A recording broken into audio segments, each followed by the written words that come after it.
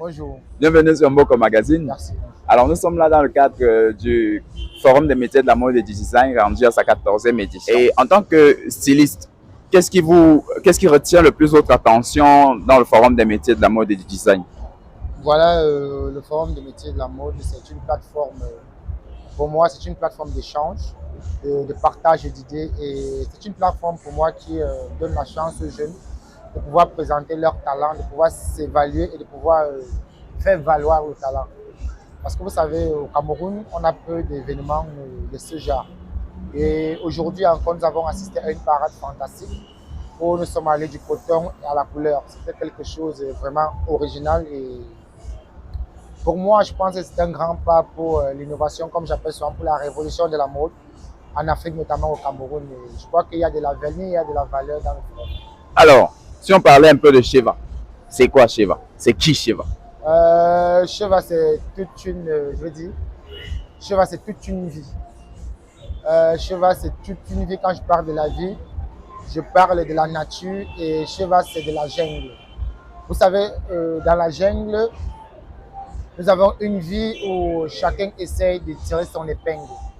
Et j'ai réussi, en tant que le jaguar de la jungle, à tirer mon épingle dans la mode. Et voilà pourquoi j'ai fait de Cheva tout un patrimoine à suivre, où j'ai pu me créer toute une marque de vêtements que j'ai mis sur pied. Et en particulier une marque de vêtements sport qui est aujourd'hui un équipementier influent dans le pays et déjà à travers de beaucoup de pays dans la sous-région et en Afrique de l'Ouest. Alors, pourquoi avoir choisi spécialement le sportwear? Parce qu'on va dire que l'univers de la mode est super vaste, mais pourquoi avoir choisi le sportwear? Déjà, le sport wet, c'était un mythe à l'époque. Ouais. Moi, je parle du sport wet parce que c'est un monde qui était un peu isolé. Bon, pas isolé, mais qui était un peu difficile, qui était comme un mythe à franchir. Et ce que je dis toujours, c'est que je n'ai pas de limite. J'aime atteindre les limites des autres, ou du moins j'aime surpasser mes limites. Voilà pourquoi j'ai opté pour le streetwear qui était vraiment comme j'explique. Et je me suis dit, bon voilà, pourquoi on est chaque fois en train d'importer. Moi qui suis déjà d'abord un défenseur africain, je me suis dit, il faut qu'on crée un document où on crée un style qui peut non seulement nous comparer et se frotter aux grandes marques comme des grandes marques sport. Voilà pourquoi j'ai mis sur pied cette marque Cheva en streetwear qui est une marque qui crée et qui développe dans le monde du sport, notamment des survêtements, des jogging, en gros dans le sport.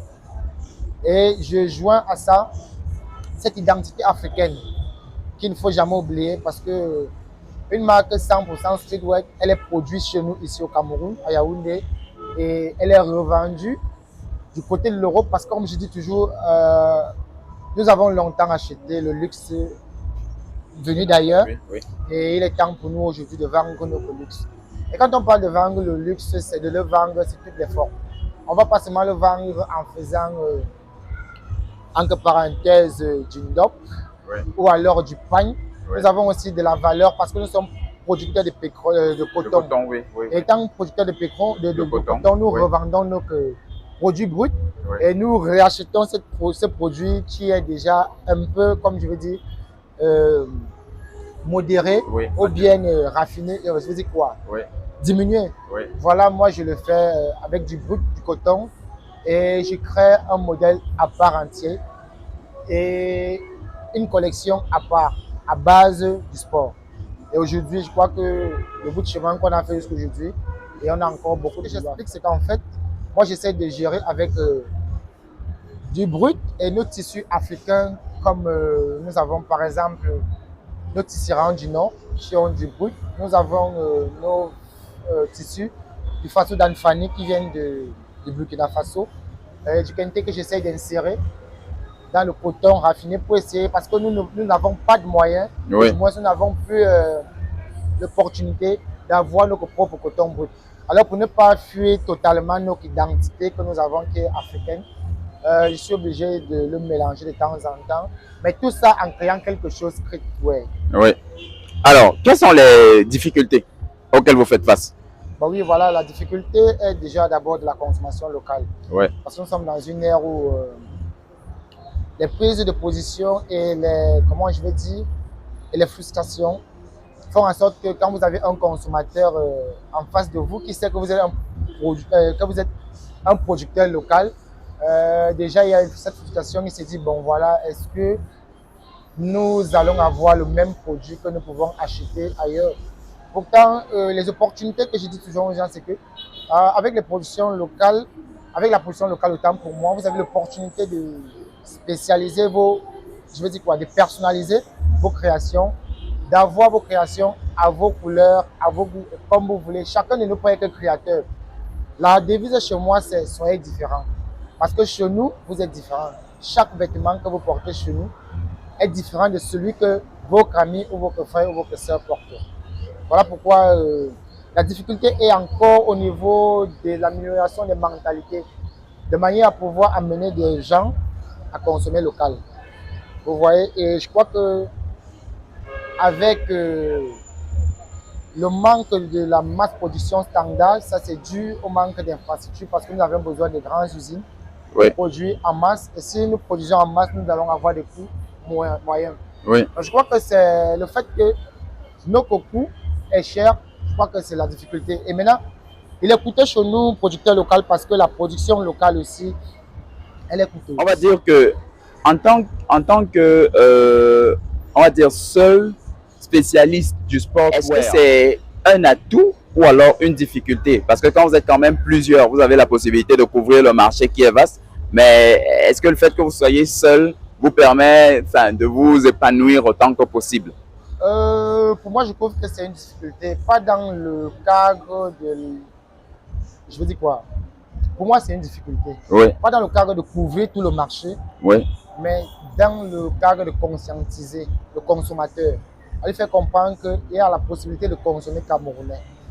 Vous voyez, quand vous êtes encore seul, je rencontre cette difficulté chaque fois où je reçois toujours des visites inattendues chez moi, où la personne dit « Ah, je voulais vraiment voir si c'est toi qui crée.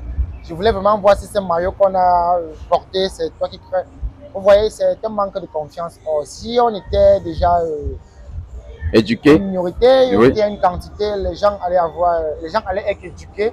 Et je crois que le marché allait être plus ouvert. Oui. Parce que plus les gens ne sont pas éduqués ou bien informés, les gens sont renfermés à trouver que c'est une impossibilité.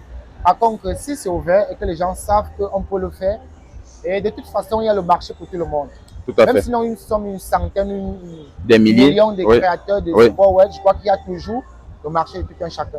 Oui. Pour moi, je crois que c'est un monde où les stylistes et les jeunes créateurs devraient canaliser, et parce que je vous assure, il y a du marché dans ce secteur. Il y a la demande et ce que je dis, c'est que je rencontre une difficulté à produire, à satisfaire la clientèle. Oui. Parce qu'en moyenne, tu reçois pratiquement une vingtaine de commandes. Oui. Sur un laps de temps, tu ne peux pas. Par contre, si on avait une industrie, si établie, à produire des produits standards, on pouvait livrer tout le monde.